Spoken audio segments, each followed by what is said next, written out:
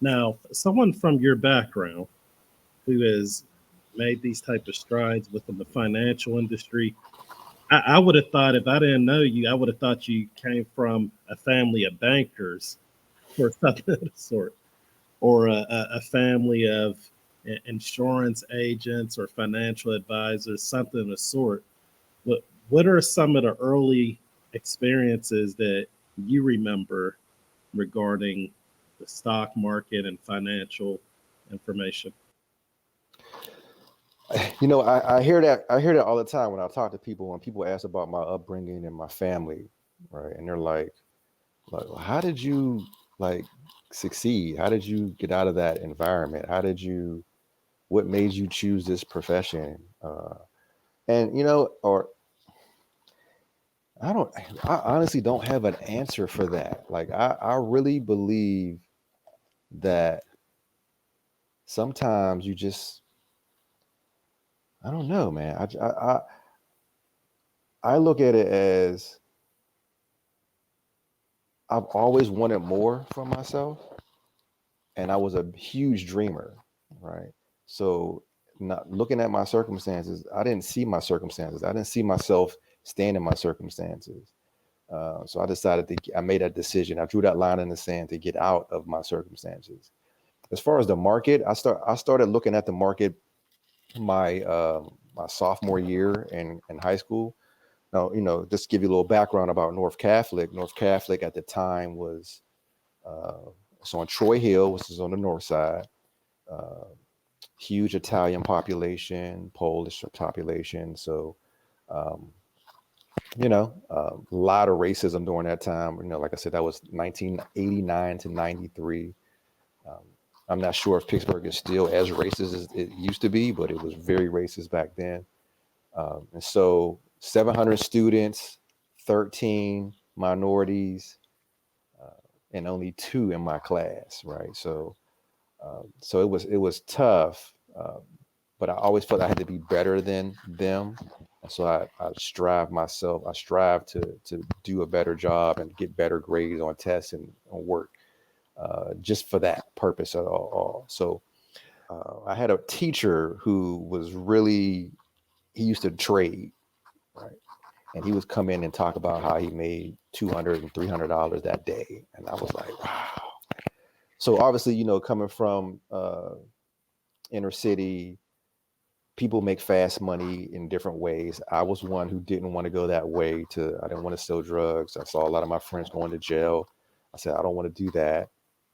And so I saw this as an opportunity. I said, wow, this is something you can make some money. So, I was intrigued. I was like, tell me more about it. Right. So he started, after school, I would go after school and in his class, and he would show me, ticker tapes and um, different stocks that were out. And I was like, well, these are companies that most people shop at the mall. And he was like, yeah.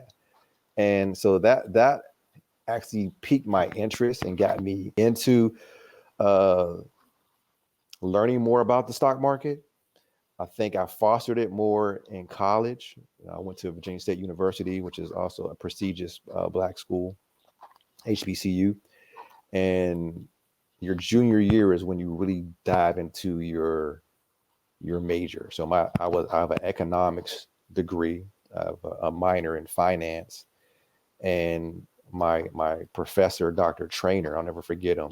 He used to be a broker, used to be a stockbroker. So my investment class, I mean, I was all in. I was like researching options and stocks and futures and bonds and things like that.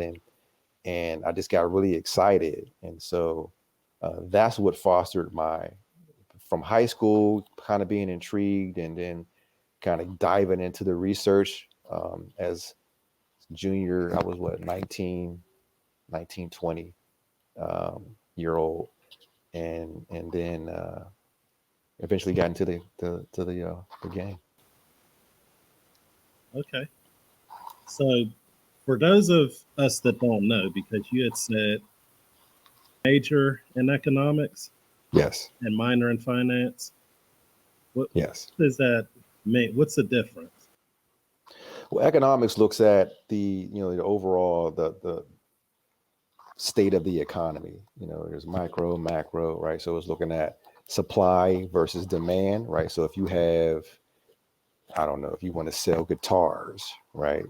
And there's a shortage in the strings across the United States or across the world, right? Well, there's not a lot of supply, but there's a huge demand because a lot of people per se wants to buy a guitar.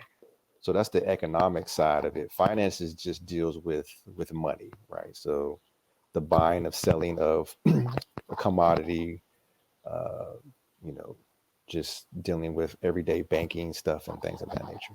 Okay. So now, as you're there and you're in this finance minor, how did that impact the way that you looked at money?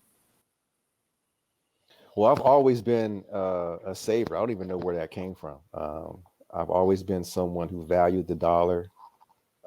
So especially learning about the banking systems and interest rates and how money can accumulate or what I say compound, right? Which means if you put $1,000 in and you're getting interest on it, say 10%, well, 10% of 1,000 is 100, right? So you're getting $100 extra, right? So I saw that anytime I have something that makes me more money without doing anything, that's a good thing. So that's what intrigued me about finances in general, having your money work for you, right?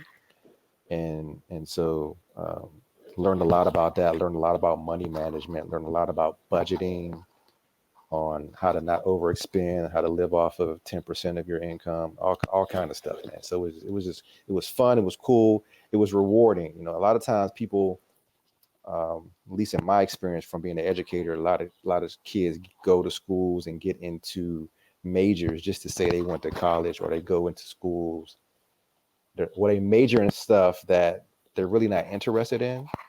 And that's the whole point. The whole point of college is to be excited, be excited about learning something that's you're going to get into over those next 4 years, that's you can have fun with and make money, make a living and make an earning, right? Make an earning and make a living, but doing something that you love to do.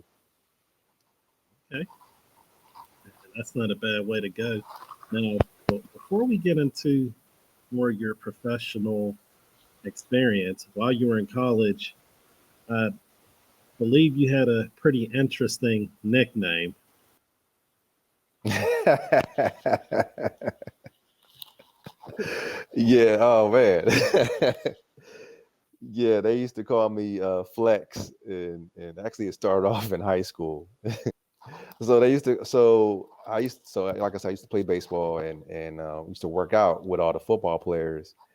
And I used to always I started off working out when I was 16. So muscle mass came on pretty strong, and so I used to always be in the mirror in the gym, just flexing my muscles, posing and stuff like that. And so a couple of guys deemed me, we're gonna start calling you Flex because you always in the mirror flexing. And then so that carried on to college, and even till this day, it's funny. I'll talk to my college buddies now. We've been out of school for 20, 25 plus years, and they don't even call me Fred. They call me Flex still. So it's funny every time I hear it, because I'm like almost a senior citizen. You still call me Flex.